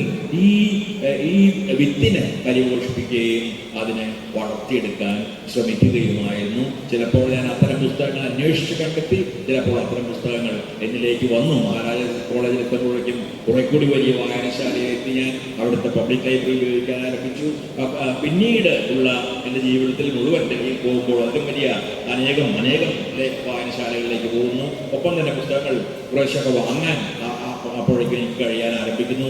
അങ്ങനെ ഈ പുസ്തകങ്ങളിലൂടെയുള്ളൊരു യാത്ര, ആ പുസ്തകങ്ങളിലെ ആശയങ്ങളിലൂടെയുള്ളൊരു യാത്ര, ഈ ആശയങ്ങളാൽ പ്രചോദിതമായ മൂല്യങ്ങളിലേക്കുള്ളൊരു യാത്ര, ആ മൂല്യങ്ങളെ തേടി വാക്കുകളിലൂടെയുള്ളൊരു യാത്ര, ഒരുപക്ഷെ ഈ തരത്തിലുള്ള പലതരത്തിലുള്ള യാത്രകളാണ് എൻ്റെ ബാഹ്യമായ ഭൂമിയിലുള്ള യാത്രകൾക്കൊപ്പം ഞാൻ എന്താണോ എന്താകാൻ എനിക്ക് കഴിഞ്ഞിട്ടുണ്ടോ, ഒന്നും ആകാൻ കഴിഞ്ഞിട്ടില്ല എന്ന് ഞാൻ പറയും. അതെന്തായാലും അങ്ങനെയൊന്ന് ആക്കി തീർത്തത് എന്ന് ഈ ഉത്തരം തന്നെ വളരെ ദീർഘമായി പോയി എന്ന് എനിക്കറിയാം. ഏറ്റവും സംക്ഷിപ്തമായി ഞാൻ പറയാൻ ശ്രമിച്ചതാണ്. ഈ ചോദ്യത്തിന് വളരെ നന്ദി. ബഹുമാന്യനായ സച്ചിദാനന്ദൻ മാഷയുടെ കാവ്യലോകത്തിൻ്റെ കാവ്യസമിതിയുടെ ഒക്കെ ഒരു അടിത്തറയായി പ്രവർത്തിച്ച ഘടകങ്ങളിൽ മുഖ്യ പങ്ക് ഈ ക്രൈസ്റ്റ് കോളേജിൽ തന്നെയാണ് എന്നാണ് അദ്ദേഹത്തിൻ്റെ വായനാ ലോകത്തിലെ ആദ്യഘട്ടത്തെ സംബന്ധിച്ച് പരിചയപ്പെടുത്തിക്കൊണ്ട് പറഞ്ഞതിൽ നിന്ന് നമുക്ക് മനസ്സിലാക്കാനാവുക. ഒപ്പം നമ്മുടെ എല്ലാം മനസ്സിലൊരു പക്ഷേ മാഷോട് ചോദിക്കാൻ ആഗ്രഹിക്കുന്ന മറ്റു ചില ചോദ്യങ്ങൾക്ക് കൂടിയുള്ള മറുപടിയും ഈ ചോദ്യത്തോടെ മറുപടിയുടെ ഭാഗമായി മാഷോട് വിശദീകരിച്ചിട്ടുണ്ട്. എല്ലാ അർത്ഥത്തിലും സച്ചിദാനന്ദൻ മാഷയുടെ കലാലയത്തിലാണ് നമ്മളിവിടെ ഒത്തുകൂടുന്നത്. അതുകൊണ്ടുകൂടിയാവാം എൻ്റെ മനസ്സിലിപ്പോൾ മാഷയുടെ കവിതകളിൽ ഒരു ഇന്ത്യൻ വിദ്യാർത്ഥിയുടെ ആത്മകഥമാണ് പെട്ടെന്ന് മനസ്സിൽ വരുന്നത്. ക്ലാസ് മുറികളിൽ നിന്ന് ഉറക്കം തൂങ്ങുന്നവർ ഭാഗ്യവാന്മാർ, എന്തുകൊണ്ടെന്നാൽ അവർക്ക് അവരുടെ സ്വപ്നങ്ങളെങ്കിലും നഷ്ടമാകുന്നില്ലല്ലോ എന്ന് പതിറ്റാണ്ടുകൾക്ക് മുൻപ് വിദ്യാഭ്യാസ മന്ത്രി പതിറ്റാണ്ടുകൾക്ക് മുൻപ് മാഷ് എഴുതിയിട്ടുണ്ട്. വിശന്ന് പ്രയാസപ്പെടുന്ന കുഞ്ഞുങ്ങളുടെ വിലാപങ്ങളെ മറച്ചുവെക്കാൻ തടിയൻ ഗ്രന്ഥങ്ങൾക്കും ചാർട്ടുകൾക്കും ഗ്രാഫുകൾക്കും ഒന്നും സാധിക്കില്ല എന്ന് അന്നത്തെ സാമൂഹ്യ യാഥാർത്ഥ്യങ്ങളുടെ മുഖത്ത് നോക്കിയാണ് മാഷ് എഴുതുന്നത്. ഇപ്പോൾ വർഷങ്ങളെല്ലാം കഴിഞ്ഞു. ഇപ്പോൾ ഇന്ത്യൻ വിദ്യാഭ്യാസ രംഗം സവിശേഷമായ വെല്ലുവിളികളെ നേരിടുന്നുമുണ്ട്. ചരിത്രം തന്നെ നയിക്കപ്പെടുകയാണ്. ഗാന്ധി ചരിത്രത്തിൻ്റെ പുറത്തേക്കുള്ള വഴിയിലാണ്. ഡാർവിൻ പുറത്തായി കഴിഞ്ഞു. ടാഗോറും വൈകാതെ പുറത്താകും എന്നുറപ്പാണ്. നെഹ്റുവും ഏറെക്കുറെ മഞ്ഞുപോയി. എന്ന് വെച്ചാൽ പതിറ്റാണ്ടുകൾക്ക് മുൻപ് മാഷ് ഇന്ത്യൻ വിദ്യാർത്ഥിയുടെ ആത്മകഥ എഴുതിയ ആ ഘട്ടത്തിലുള്ളതിനേക്കാൾ കുറെ കൂടി പുറകോട്ടാണ് നമ്മുടെ രാജ്യം വിദ്യാഭ്യാസ രംഗവും പോയത് എന്നാണ് നമുക്ക് തോന്നുക. ആ കവിതയുടെ പശ്ചാത്തലത്തിൽ വർത്തമാനകാല ഇന്ത്യൻ വിദ്യാഭ്യാസ ചരിത്രരചനാ രംഗങ്ങളിൽ നടക്കുന്ന മാറ്റങ്ങളെ മാഷ് എങ്ങനെയായിരിക്കും ഇപ്പോൾ വിലയിരുത്തുന്നുണ്ടാവുക? ഞാൻ അല്പം മുമ്പ് നമ്മുടെ കേന്ദ്ര ഭരണകൂടം പുതിയൊരു വിദ്യാഭ്യാസ നയത്തിന് രൂപം നൽകിയപ്പോൾ ദേശാഭിമാനി വാരികയിൽ സാമാന്യം ദീർഘമായ ഒരു ലേഖനം എഴുതിയിരുന്നു ഈ പുത്തൻ വിദ്യാഭ്യാസ നയത്തിൻ്റെ വിപത്തുകളെക്കുറിച്ച്. കാരണം വിദ്യാഭ്യാസത്തിൻ്റെ ആത്യന്തിക ലക്ഷ്യം നമ്മെ അല്പം സയൻസ് പഠിപ്പിക്കുകയോ അല്പം സാങ്കേതിക വിദ്യ പഠിപ്പിക്കുകയോ അല്ലെങ്കിൽ ഏതെങ്കിലും വിജ്ഞാന ശാഖയിൽ നമ്മെ പണ്ഡിതരാക്കുകയോ അല്ല. ആത്യന്തികമായ ലക്ഷ്യം നമ്മെ കൂടുതൽ നല്ല മനുഷ്യരാക്കുക എന്നത് തന്നെയാണ്. അങ്ങനെ മനുഷ്യരാകുന്നതിനുള്ള അനേകം ഉപാധികൾ എന്ന നിലയിലാണ് ഈ വിജ്ഞാനങ്ങളെല്ലാം വിദ്യാഭ്യാസത്തിൽ പ്രവർത്തിക്കേണ്ടത്. എന്നാൽ നിർഭാഗ്യവശാൽ ഈ പുതിയ വിദ്യാഭ്യാസ നയം ഇതിനു മുമ്പുള്ള എല്ലാ കഴിയുന്നത് ഞാൻ പഠിക്കാൻ ശ്രമിക്കും. ബൊട്ടാനി കമ്മീഷൻ മുതൽ ഇങ്ങോട്ടുള്ള കമ്മീഷനുകളുടെ എല്ലാ റിപ്പോർട്ടുകളും പഠിക്കാൻ ശ്രമിക്കുമ്പോൾ ഇത്രയധികം പ്രതിലോമകരമായ ഒരു വിദ്യാഭ്യാസ നയം മുമ്പ് ഇന്ത്യയിൽ ഉണ്ടായിട്ടില്ല എന്ന് പറയാം. അത് പ്രതിലോമകരമാകുന്നത് അത് കോർപ്പറേറ്റുകൾക്ക് ആവശ്യമായ കൃത്യത സൃഷ്ടിക്കാനുള്ള ഒരു വിദ്യാഭ്യാസ പദ്ധതി ആകുന്നത് കൊണ്ടാണ്. ചിന്താശേഷിയെ വിമർശനശേഷിയെ ഭയപ്പെടുന്ന ഒരു ഭരണകൂടം ഒരു വിദ്യാഭ്യാസ പദ്ധതിക്ക് രൂപം നൽകിയാൽ എങ്ങനെ ഇരിക്കും എന്നതിൻ്റെ ഏറ്റവും ഉത്തമമായൊരു മാതൃകയാണ് ഈ പുതിയ വിദ്യാഭ്യാസ പദ്ധതി. അതിൽ ഈ വിദ്യാർത്ഥികളെ ചിന്തിക്കാൻ സഹായിക്കുന്ന വിമർശന ബുദ്ധിയുള്ളവരാക്കി മാറ്റുന്ന യാതൊന്നുമില്ല. അവരിൽ ചില പ്രത്യേക തരത്തിൽ രൂപപ്പെടുത്തിയെടുത്ത അറിവുകൾ തങ്ങളുടെ പ്രത്യയശാസ്ത്രത്തിന് അനുകൂലമായി രൂപപ്പെടുത്തിയ അറിവുകൾ കുത്തി നിറയ്ക്കാനുള്ള ഒരു ശ്രമമാണ് പ്രധാനമായും ഉള്ളത്. കാരണം കോർപ്പറേറ്റുകൾക്ക് ആവശ്യം ചിന്തിക്കുന്ന മനുഷ്യരെയല്ല, വിമർശിക്കുന്ന മനുഷ്യരെയല്ല, മുതലാളിത്തത്തെയോ അല്ലെങ്കിൽ ഏതെങ്കിലും തരത്തിലുള്ള അധീശത്വത്തെയോ ചോദ്യം ചെയ്യുന്ന മനുഷ്യരെയല്ല, മറിച്ച് ഒന്നിനെയും ചോദ്യം ചെയ്യാത്ത അനുസരണയുള്ള മനുഷ്യരെയാണ്. അത്തരത്തിലുള്ള അനുസരണയുള്ള ആളുകളെ സൃഷ്ടിക്കണമെങ്കിൽ വിദ്യാഭ്യാസത്തിൽ നിന്ന് അതിൻ്റെ മാനുഷികമായ അംശങ്ങളെ പൂർണ്ണമായും ഒരു ഒപ്പുകടലാസ് കൊണ്ട് എന്ന പോലെ വലിച്ചു മാറ്റിയേ തീരൂ. ആ രീതിയിലുള്ള ഒരു വിദ്യാഭ്യാസ നയമാണ് ഈ പുതിയ വിദ്യാഭ്യാസ നയം എന്ന പേരിൽ കേന്ദ്ര ഭരണകൂടം നടപ്പാക്കാൻ ശ്രമിക്കുന്നത്. അതോടൊപ്പം ഇവിടെ സ്വരാജ് സൂചിപ്പിച്ചതുപോലെ അത് ചരിത്രത്തെ തികച്ചും വ്യത്യസ്തമായ ഒന്നാക്കി മാറ്റും. നമുക്ക് എല്ലാവർക്കും അറിയാമോ, ചരിത്രത്തെ മിത്താക്കി മാറ്റുകയും മിത്തിനെ ചരിത്രമാക്കി മാറ്റുകയും ചെയ്തുകൊണ്ടിരിക്കുന്ന ഒരു കാലമാണ് ഇത് എന്ന്. അപ്പോൾ ഈ ചരിത്രത്തിൽ നിന്ന് നമ്മെ വിമോചനത്തിലേക്ക്, സ്വതന്ത്ര ചിന്തയിലേക്ക് നയിച്ച എല്ലാത്തരം ചിന്തകളെയും ആ ചിന്തകൾക്ക് പുറകിൽ പ്രവർത്തിച്ച ചിന്തകരെയും എടുത്തു മാറ്റുക എന്നത് അത്തരം വിദ്യാഭ്യാസമായി രൂപപ്പെടുത്തുന്ന ആളുകളെ സംബന്ധിച്ചിടത്തോളം ജീവൻ പ്രധാനമാണ്. അതുകൊണ്ട് അവർ തങ്ങളുടെ ശത്രുക്കളാണ് എന്ന് കരുതുന്ന എല്ലാത്തരം പുരോഗമന ചിന്തകരെയും എടുത്തു കളയാൻ ശ്രമിക്കുന്നു.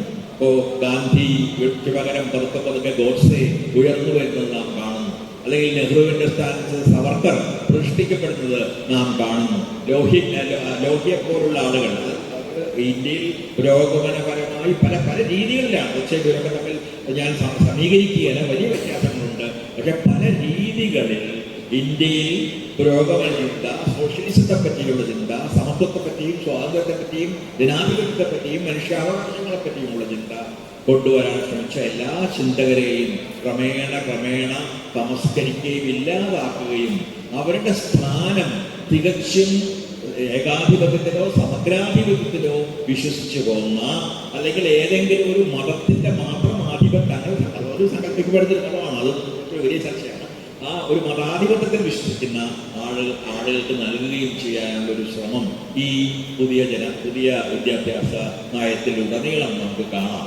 അവിടെ നിങ്ങൾ ശാസ്ത്രം പഠിക്കുന്നത് ശാസ്ത്രീയമായി ചിന്തിക്കുന്നതിന് വേണ്ടിയല്ല, സാങ്കേതിക വിദ്യകൾ കൈകാര്യം ചെയ്യാനുള്ള പാഠകം നിങ്ങൾക്കുണ്ടാകാൻ വേണ്ടി മാത്രമാണ്. നിങ്ങൾക്ക് കോർപ്പറേറ്റുകൾക്ക് ധനസമ്പാദനത്തിന് ആവശ്യമായ രീതിയിൽ സാങ്കേതിക വിദ്യയെ ഉപയോഗിക്കാനുള്ള പ്രാപ്തി ഉണ്ടാവുക, അത് ആ രീതിയിൽ അതായത് ശാസ്ത്രം, അവിടെ ശാസ്ത്രീയ വീക്ഷണം എടുത്തു കളയപ്പെട്ട ശാസ്ത്രം എന്ന് പറയുന്ന അത് ശാസ്ത്രമല്ല പറഞ്ഞത്, അത് വെറും കേവലമായ സാങ്കേതിക വിദ്യയാണ്. അത്തരം സാങ്കേതിക വിദ്യ ഉപയോഗിക്കുന്ന ആളുകൾ നമ്മൾ ടെക്നോക്രാറ്റുകൾ എന്ന് പറയും. ബ്യൂറോക്രാറ്റ് എന്ന് പറയുന്ന പോലെ സാധാരണ ഉപയോഗിക്കുന്ന ഒരു പദമാണ് ടെക്നോക്രാറ്റ്. ഒരു സാങ്കേതിക മേധാവി, സാങ്കേതിക വിദഗ്ധൻ പോലും ഒരു സാങ്കേതിക മേധാവി, സാങ്കേതിക വിദ്യയെ അധികാരത്തിന്റെ ഒരു ഭാഗമായോ ഉപകരണമായോ മാത്രം ഉപയോഗിക്കുന്ന ഒരാൾ. അതിനെ തുടർന്ന് ഒരുപാട് വാക്കുകൾ പിൽക്കാലത്ത് രാഷ്ട്രീയ ചിന്തയിൽ കടന്നു വന്ന ടെക്നോ ഫാസിസം മുതലായ വാക്കുകളും കടന്നു വരുന്നുണ്ട്. സാങ്കേതിക വിദ്യകളെ ഫാസിസത്തിന് സഹായകമായ രീതിയിൽ, അല്ലെങ്കിൽ ഏകാധിപത്യത്തിനോ സമഗ്രാധിപത്യത്തിനോ സഹായകമായ രീതിയിൽ ഉപയോഗിക്കുന്ന സമുദായത്തെയാണ് പൊതുവെ ടെക്നോ ഫാസിസം എന്ന് പറയുന്നത്. ആ തരത്തിലുള്ള ശാസ്ത്രീയതയെ എടുത്തു മാറ്റിയ ഒരു ശാസ്ത്രത്തെ, യഥാർത്ഥ ചരിത്രത്തെ എടുത്തു മാറ്റിയ ഒരു ചരിത്രത്തെ പഠിപ്പിക്കാനുള്ള ഒരു ശ്രമമാണ് ഈ പുത്തൻ വിദ്യാഭ്യാസ നയത്തിന്റെ ആവിഷ്കരണത്തിലൂടെ ഇന്നത്തെ ഭരണകൂടം ഇന്നും നിർഭാഗ്യവശാൽ തുടരുന്ന, ചെറിയ എതിർപ്പുകളൊക്കെ ഉണ്ടായിക്കൊണ്ടിരിക്കുന്നുണ്ടെങ്കിലും തുടരുന്ന ആ ഭരണകൂടം ആവിഷ്കരിക്കാൻ ശ്രമിച്ചത്. ഏറ്റവും നമ്മുടെ വിദ്യാഭ്യാസ ചരിത്രത്തിലെ ഏറ്റവും ഇരുണ്ട, ഏറ്റവും വിമാനുഷികമായ, ഡീഹ്യൂമനൈസ്ഡ് ആയ ഒരു വിദ്യാഭ്യാസ പദ്ധതിക്കാണ് ആ രീതിയിൽ രൂപം നൽകപ്പെട്ടത്. അവിടെ ചിന്തയ്ക്ക് സ്ഥാനമില്ല, സംശയത്തിന് സ്ഥാനമില്ല, വിമർശനത്തിന് സ്ഥാനമില്ല. നിങ്ങൾ സ്വതന്ത്രമായ രീതിയിൽ ശാസ്ത്രീയമായി കാര്യങ്ങളെ കാണുന്ന ഒരു വീക്ഷണം വളർത്തുന്നതിനുള്ള യാതൊരു തരത്തിലുള്ള പരിശീലനവും നിങ്ങൾക്ക് നൽകപ്പെടുന്നില്ല.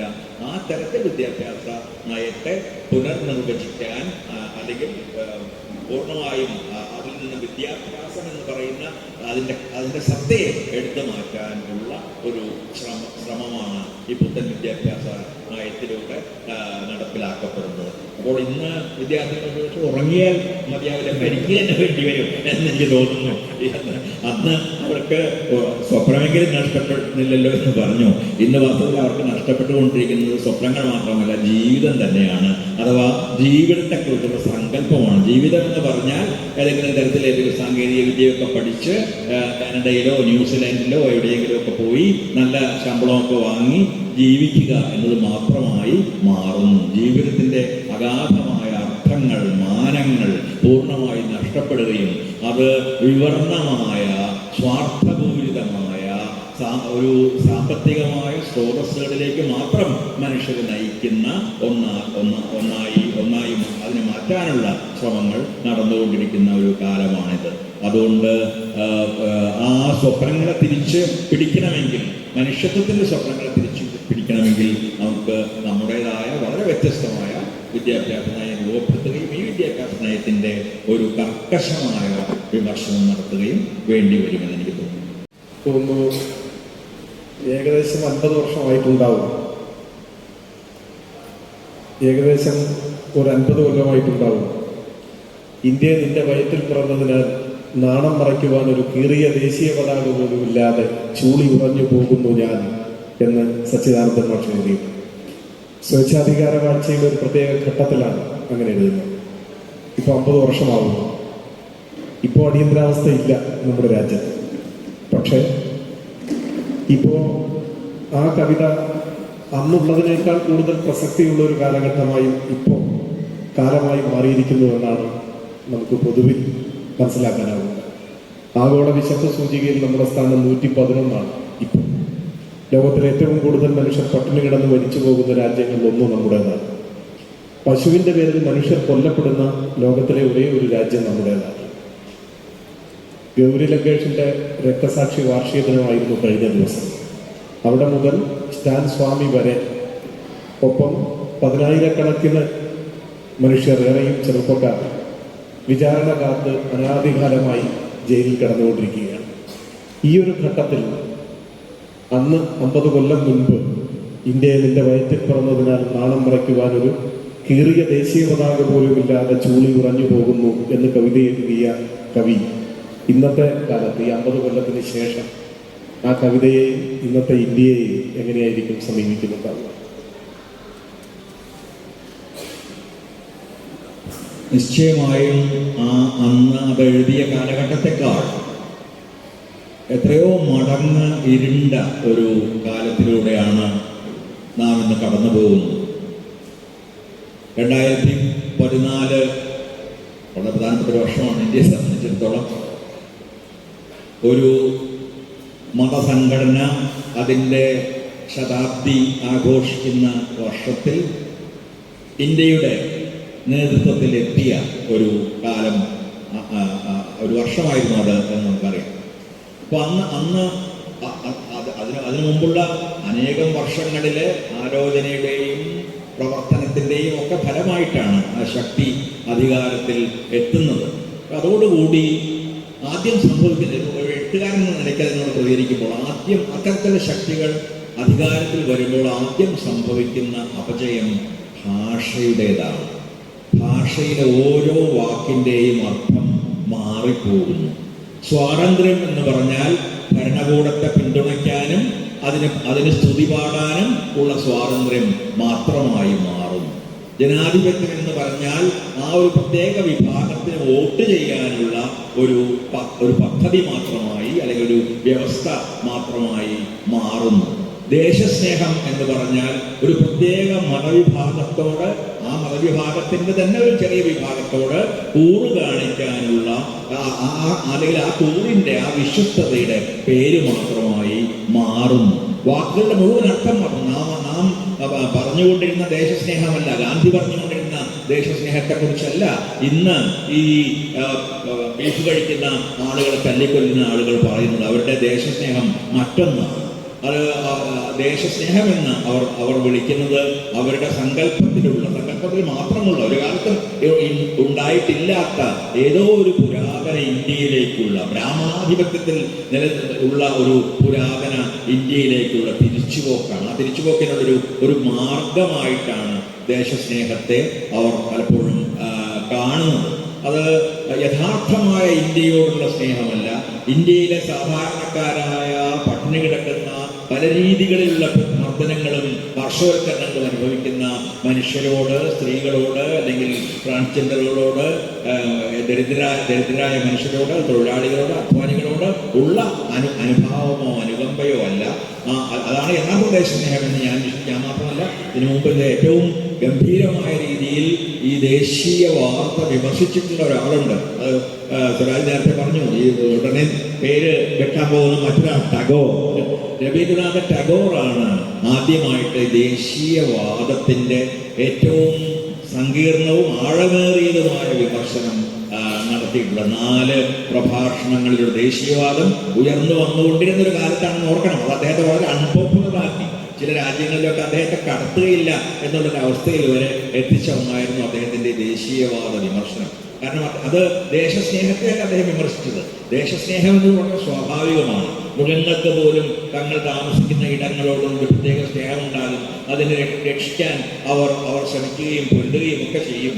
എന്നാൽ ദേശീയവാദം എന്നത് ആത്യന്തികമായി ഒരു തരത്തിലുള്ള സ്വകാര്യമായ അഹന്തയാണ് എന്നും തങ്ങളുടെ ദേശമാണ് എല്ലാ ദേശത്തെക്കാളും ഗംഭീരമായ ദേശം എന്ന രീതിയിലുള്ള അഹന്തയും ഒപ്പം മറ്റ് ദേശങ്ങളോടുള്ള വിദ്വേഷവും അതിൽ നിന്ന് ഉയരുന്ന യുദ്ധങ്ങളും ഇതെല്ലാം ചേർന്ന് യുദ്ധത്തിന് പ്രേരകമാകുന്ന ഒന്നാണ് ആ തരത്തിലുള്ള ദേശീയവാദം എന്ന് വളരെ സമർത്ഥമായി അദ്ദേഹം അതിനെക്കുറിച്ച് ഞാൻ വളരെ ഇംഗ്ലീഷിലാണ്, പിന്നീട് ഞാൻ മലയാളത്തിൽ അത് സംഗ്രഹിച്ച് എഴുതുകയുണ്ടായി. വളരെ ദീർഘമായ ഒരു പ്രബന്ധം തന്നെ എഴുതുകയുണ്ടായി.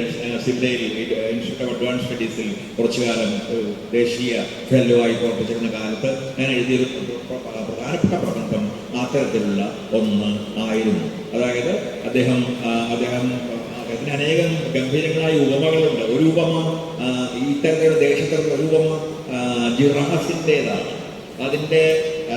അതിൻ്റെ ഹൃദയവും അതിൻ്റെ ശിരസ്സുമായി വലിയ അകലം. ഈ തരത്തിലുള്ള ഒരു അകലം സൃഷ്ടിക്കാൻ നമ്മുടെ ഹൃദയവുമായി വളരെ അകലെ നിൽക്കുന്നു നമ്മുടെ ചിന്ത മുഴുവൻ ഈ വളരെ വളരെ സന്തുചിതമായ ഒരു ദേശീയതയെ സൃഷ്ടിക്കുന്നതിന് വേണ്ടിയാണ് പ്രവർത്തിക്കുന്നത്. അങ്ങനെ നമ്മുടെ ഹൃദയത്തിലെ എല്ലാ ആത്യന്തികമായ മൂല്യങ്ങളെയും ഇല്ലാതാക്കുന്ന രീതിയിൽ നമ്മുടെ തലച്ചോറ് പ്രവർത്തിക്കുന്ന ഒരു അവസ്ഥയെക്കുറിച്ച് അദ്ദേഹം പറയുന്നു. ഒരുപാട് വാക്കുകൾ യഥോക്തനായ അച്ഛൻ, അങ്ങനെയുള്ള ഒരുപാട് ഉപമകളിലൂടെയാണ് ടാഗോർ ഈ രീതിയിലുള്ള ഈ സങ്കുചിതമായ ദേശീയവാദത്തെ വിമർശിക്കുന്നത്. അപ്പൊ സങ്കുചിത ദേശീയവാദം വാസ്തവത്തിൽ ദേശസ്നേഹത്തിന് അനുകൂലകമല്ല, നേരെ മറിച്ച് ദേശസ്നേഹത്തിന് ഘടകവിരുദ്ധമാണ്. കാരണം അത് ദേശം എന്ന് വിളിക്കുന്നത് ഈ നേരത്തെ സൂചിപ്പിച്ച ഒന്നുകിൽ സാങ്കല്പികമായ ഒരു ഭൂതകാലത്ത്, സുവർണ ഭൂതകാലത്ത്, അങ്ങനെ സുവർണ ഭൂതകാലം ഇന്ത്യയിൽ ഉണ്ടായി എന്ന് എനിക്ക് വിശ്വസിക്കാൻ കഴിയുന്നില്ല. അതിനുള്ള യാതൊരു തെളിവും നോക്കില്ല. എല്ലാ കാലത്തും വർണ്ണാശ്രമ ധർമ്മത്താൽ വിഭജിക്കപ്പെട്ട ഒരു ജനതയായിരുന്നു നമ്മൾ. ആ തരത്തിൽ കൃത്രിമമായ ഒരു ഭൂതകാലത്തെ സൃഷ്ടിക്കാൻ അത് ശ്രമിച്ചുകൊണ്ടിരിക്കുന്നു. അതിനെ പുനഃസൃഷ്ടിക്കുകയാണ് എന്ന രീതിയിൽ നമ്മുടെ കാലത്ത് ഒരു പ്രത്യേക മതത്തിന്റെ അധികാരത്തെ അടിച്ചേൽപ്പിക്കാൻ ശ്രമിക്കുന്നു. ആ മതമാകട്ടെ, ഇതൊക്കെ നേരത്തെ പറഞ്ഞ വലിയ വലിയ വിശദീകരണങ്ങൾ ആവശ്യപ്പെടുന്ന ആ മതം തന്നെയും സൃഷ്ടിക്കപ്പെട്ട ഒരു മതമാണ്. ഹിന്ദു എന്ന പേരിൽ ഒരു മതമുണ്ടോ എന്ന് ചോദിച്ചാൽ ഒരുപക്ഷേ ഹിന്ദു മഹാസഭയുടെ രൂപീകരണത്തിന് മുമ്പ് അങ്ങനെ ഒരൊറ്റ മതം എന്ന രീതിയിലല്ല അതിവിടെ നിലനിന്നിരുന്നത് എന്നും ഹിന്ദു എന്ന വാക്ക് ഇന്ത്യക്കാരെ മുഴുവൻ തന്നെ വിശേഷിപ്പിക്കാൻ വേണ്ടി പുറത്തുനിന്ന് വന്ന ആളുകൾ, ആദ്യം അറബികളും പിന്നീട് യൂറോപ്പിൽ നിന്ന് വന്ന ആളുകളൊക്കെ ഉപയോഗിച്ചിരുന്നൊരു വാക്ക് മാത്രമായിരുന്നു എന്ന് നമുക്ക് കാണാനാകും. ശൈവരും വൈഷ്ണവരും ശാക്തേയരും താന്ത്രികരുമായി ഒരു ഭാഗത്ത് 4 വർണ്ണങ്ങളായി, മറ്റൊരു ഭാഗത്ത് ഈ വർണ്ണങ്ങളിലൊന്നും പെടാത്ത ആളുകളായിട്ട് അതിനെല്ലാം പുറത്തു നിൽക്കുന്ന ആദിവാസികൾ ഉൾപ്പെടുന്ന ഒരു മറ്റൊരു ജനത, ഇങ്ങനെയുള്ള അനേകം ശാഖകളായി പിരിഞ്ഞു നിന്നിരുന്ന, ഒരിക്കലും ഒരൊറ്റ മതമല്ലാതിരുന്ന അനേകം പദ്ധതികൾ, ഷഡ്ദർശനങ്ങൾ എന്നൊക്കെ പറയുന്ന വളരെ വ്യത്യസ്തങ്ങളായ 6 ദർശനങ്ങൾ, അനേകം വർണ്ണങ്ങൾ, അനേകം ജാതികൾ, അനേകം കൾട്ടുകൾ അഥവാ ചെറിയ ചെറിയ വിശ്വാസ സംഹിതകൾ, അനേകം ദേവീദേവന്മാരും അനുഷ്ഠാന ക്രമങ്ങളും ഇവയൊക്കെ നിലനിന്നിരുന്ന ഇവയെല്ലാം കൂട്ടി ഒന്നിച്ച് പറയുന്ന ഒരു പേര് മാത്രമാണ് ഈ ഹിന്ദു മഹാസഭയുടെ രൂപീകരണത്തോടു കൂടിയാണ് ആ തരത്തിലുള്ള ഒരു സെമിറ്റിക് മതങ്ങളുടെ മാതൃകയിലുള്ള ഒരു മതം എന്ന രീതിയിൽ ഹിന്ദുമതം അവതരിപ്പിക്കപ്പെടാൻ ആരംഭിക്കുന്നത്. ക്രിസ്തുമതം എന്ന് പറയുന്നത് പോലെയോ അല്ലെങ്കിൽ ഇസ്ലാം മതം എന്ന് പറയുന്നത് പോലെയുള്ള ഒരു മതമായി ഹിന്ദുമതത്തെ കണക്കാക്കുക സാധ്യമല്ല. ഇതെല്ലാം ചേർത്ത് അങ്ങനെ വിളിക്കണമെങ്കിൽ വിളിക്കാം. പക്ഷേ അത് ഏതെങ്കിലും കാലത്ത് ഒരു യൂണിഫൈഡ് റിലീജിയൻ, ഏകീകൃതമായ ഒരു മതമായിരുന്നു എന്ന് പറയാൻ കഴിയില്ല. അതിന് ഒരു നബിയെ പോലെയോ അല്ലെങ്കിൽ ക്രിസ്തുവിനെ പോലെയോ ഉള്ള ഒരു അല്ലെങ്കിൽ ഒരു മോശയെ പോലെയോ ഉള്ളൊരു പ്രവാചകനില്ല. അതിന് ഏതെങ്കിലും തരത്തിലുള്ള ഒറ്റ വേദഗ്രന്ഥം എന്ന് പറയാവുന്ന ഒരു വേദഗ്രന്ഥമില്ല. ആ അർത്ഥത്തിൽ സെമിറ്റിക് മതങ്ങളിൽ നിന്നും വളരെ വ്യത്യസ്തമായ അനേകം തരത്തിലുള്ള ജീവിത രീതികളുടെ ഒരു ബഹുലതയെയാണ് പലപ്പോഴും നാം ഹിന്ദുമതം എന്ന പേരിൽ പിൽക്കാലത്ത് വിശേഷിപ്പിക്കാൻ ഇടവന്നത്. ആ തരത്തിൽ നിർമ്മിക്കപ്പെട്ട ഒരു ഹിന്ദുമതത്തിൻ്റെ ആധിപത്യം സ്ഥാപിക്കുന്നതിനുള്ള പരിശ്രമമാണ്. അതിലൂടെ ആ പരിശ്രമത്തെയാണ് ഇന്ന് നാം പലപ്പോഴും ദേശീയതയായും ദേശസ്നേഹമായും ഒക്കെ വ്യാഖ്യാനിക്കുന്നത്. അതുകൊണ്ട് ഭാഷ മറ്റൊരു ഞാനതിനെ ഒരു പ്രതിനിഘണ്ടു എന്നുള്ളത് ഒരു കൗണ്ടർ ഡിക്ഷണറി വാസ്തവത്തിൽ ഓരോ ഫാസിസ്റ്റ് രീതിയും ലോകത്ത് സൃഷ്ടിക്കുന്നുണ്ട്. ജർമ്മനിയുടെ ഹിറ്റ്ലർ ഭരിച്ചിരുന്ന കാലത്ത് ജർമ്മനിയിൽ നിന്ന് അനേകം എഴുത്തുകാർ ഓടിപ്പോയി, കുറെ പേർ ആത്മഹത്യ ചെയ്തു, കുറെ പേർ ഓടിപ്പോയ ആളുകൾ പറഞ്ഞത് ഞങ്ങൾ ഇവിടെ നിന്ന് ഓടുന്നത് ജർമ്മൻ ഭാഷയെ രക്ഷിക്കാനാണ്. മറ്റെവിടെയെങ്കിലും പോയി ജർമ്മനിൽ ഞങ്ങൾ എഴുത്ത് തുടരും. അങ്ങനെ ജർമ്മൻ ഭാഷയെ അസത്യത്തിൽ നിന്ന് കൃത്യമായി പറഞ്ഞാൽ ജർമ്മൻ ഭാഷയുടെ മജ്ജയിൽ കടന്നുകൂടിയ അസത്യത്തിൽ നിന്ന് ആ ഭാഷയെ രക്ഷിക്കാനും അതിനെ സത്യത്തിന്റെ ഭാഷയായി നിലനിർത്താനുമാണ് ഞങ്ങൾ ജർമ്മനിയിൽ നിന്ന് ഓടിപ്പോകുന്നത് എന്നാണ് അന്നത്തെ ജർമ്മൻ എഴുത്തുകാർ പറഞ്ഞത് എന്ന് ജോർജ് സ്റ്റൈനർ തന്റെ ലാംഗ്വേജ് ആൻഡ് സൈലൻസ് എന്ന് പറയുന്ന വളരെ പ്രശസ്തമായ ഒരു ഗ്രന്ഥത്തിൽ പറയുന്നുണ്ട്. അപ്പൊ ആ രീതിയിൽ ഫാസിസം ആദ്യം ചെയ്യുന്നത് ഈ ഭാഷയിൽ അസത്യം നിറയ്ക്കുകയും നാം പറയുന്നതിന്റെ നേരെ വിപരീതമായ ഒരർത്ഥം ഓരോ വാക്കിനും ഉണ്ടാക്കുകയുമാണ്.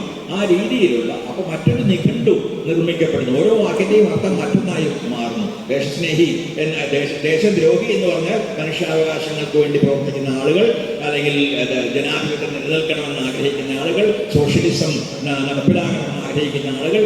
ആ അർത്ഥമാണ് ഇപ്പോൾ ദേശദ്രോഹി എന്ന പദത്തിന് ഉള്ളത്. അങ്ങനെയുള്ള ആളുകളെയാണ് ഇപ്പോൾ നമുക്കറിയാവുന്നവരെ ജയിലിൽ അടച്ചിട്ടുള്ളത്, വിചാരണ കാത്തുകിടക്കുന്നത്. അല്ലെങ്കിൽ സ്റ്റാൻസ്വാമിയെ പോലെ മരിച്ചുപോയ ആളുകളുണ്ട്, അല്ലെങ്കിൽ ആനന്ദ് ദത്തോടെ മുതൽ ഇങ്ങോട്ട് എത്രയോ പേർ, എൻ്റെ വിദ്യാർത്ഥിയായ അനിവാദ് വരെയുള്ള അനേകം ആളുകൾ ജയിലിൽ വിചാരണ കൂടാതെ ഇപ്പോഴും കഴിയുന്നുണ്ട്. അപ്പോൾ ഈ ആളുകൾക്കെല്ലാം അവരിട്ടിരിക്കുന്ന പേര് ദേശദ്രോഹികൾ എന്നാണ്. അവർ ചെയ്തത് മനുഷ്യാവകാശത്തെക്കുറിച്ച് സംസാരിച്ചു, മനുഷ്യാവകാശ പ്രവർത്തകർ ഇന്ന് നേരിടുന്ന ഭീഷണികളെ കുറിച്ച് സംസാരിച്ചു, സ്വാതന്ത്ര്യത്തെക്കുറിച്ചും ജനാധിപത്യത്തെക്കുറിച്ചും സംസാരിച്ചു എന്നാണ് അവർ ചെയ്ത ഏറ്റവും ഭീകരമായ ദേശദ്രോഹം. അതുപോലെ ഗൂഢാലോചന എന്ന ഒരുപാട് വാക്കുകൾ സമീപകാലത്ത് വന്നിട്ടുണ്ട്. അർബൻ നക്സൽ, അങ്ങനെയുള്ള ഒരുപാട് വാക്കുകൾ സമീപകാലത്തായി നമ്മുടെ രാഷ്ട്രീയ നിഘണ്ടുവിൽ കടന്നുകൂടിയിട്ടുണ്ട്. ഈ വാക്കുകൾ പലതും ഒന്നുകിൽ നിരർത്ഥകമാണ്, അല്ലെങ്കിൽ ആ വാക്കുകൾ യോജിപ്പിക്കുന്നത് അവയ്ക്ക് നേരെ വിപരീതമായ ഒരർത്ഥമാണ്. അതുകൊണ്ട് ഈ വിദ്യാഭ്യാസ വ്യവസ്ഥയിൽ നിന്ന് ഗാന്ധിയുടെ തിരസ്കാരം, നെഹ്റുവിൻ്റെ തിരസ്കാരം, ലോഹിയുടെ തിരസ്കാരം, നമ്മുടെ ആദ്യകാലത്തെ ഇവിടെ കമ്മ്യൂണിസം നിർമ്മിക്കാൻ ശ്രമിച്ച മനുഷ്യരുടെ ജീവിതത്തിൻ്റെയും ത്യാഗത്തിൻ്റെയും തിരസ്കാരം, ഇതെല്ലാം തന്നെ ഈ നമ്മുടെ പാഠപുസ്തകങ്ങളുടെ ഭാഗമായി മാറുന്നതും ആ ഗൂഢാലോചനയുടെ ഭാഗമായാണ്. ചരിത്രത്തെ ഒരു ബദൽ ചരിത്രം നിർമ്മിക്കാനുള്ള ശ്രമത്തിൻ്റെ ഭാഗമായിട്ടാണ്. അതുകൊണ്ടാണ് മിത്ത് ചരിത്രമായി മാറുന്നതെന്ന് ഞാൻ പറഞ്ഞത്. അഥവാ ചരിത്രം അതേസമയം മിത്തുകളായി മാറുന്നുവെന്നും ഞാൻ പറഞ്ഞത്. അതുകൊണ്ട് ഇന്നും കവിതയിലെ വാക്കുകൾക്ക് അർത്ഥം നഷ്ടപ്പെട്ടില്ല എന്ന് തന്നെയല്ല, ഒരുപക്ഷെ അത് വളരെ കൂടുതൽ ക്രൂരമായ, കൂടുതൽ ഇരുണ്ട ഒരർത്ഥം സ്വീകരിച്ചു കഴിഞ്ഞിരിക്കുന്നു എന്ന് എനിക്ക് തോന്നുന്നു. നാം ലക്ഷിക്കേണ്ട ഒരു കാലത്തിലൂടെയാണ് ജനത എന്ന നിലയിൽ നാം കടന്നു പോകുന്നത് എന്ന് ഞാൻ നിശ്ചയമായും ഭയപ്പെടുന്നു. ഈ നേരത്തെ പറഞ്ഞ പോലുള്ള സ്ഥിതിവിവര കണക്കുകളിലൂടെ വരുന്ന ഒരു ലജ്ജയുണ്ട്. അതോടൊപ്പം മനുഷ്യർ എന്ന നിലയിൽ നാം അനുഭവിക്കുന്ന ഒരു ആത്മപുച്ഛമുണ്ട്. ആ തരത്തിലുള്ളൊരു ഭീഷണമായ ഘട്ടത്തിലൂടെ നാം കടന്നു പോകുമ്പോൾ നമ്മുടെ ആത്മാഭിമാനം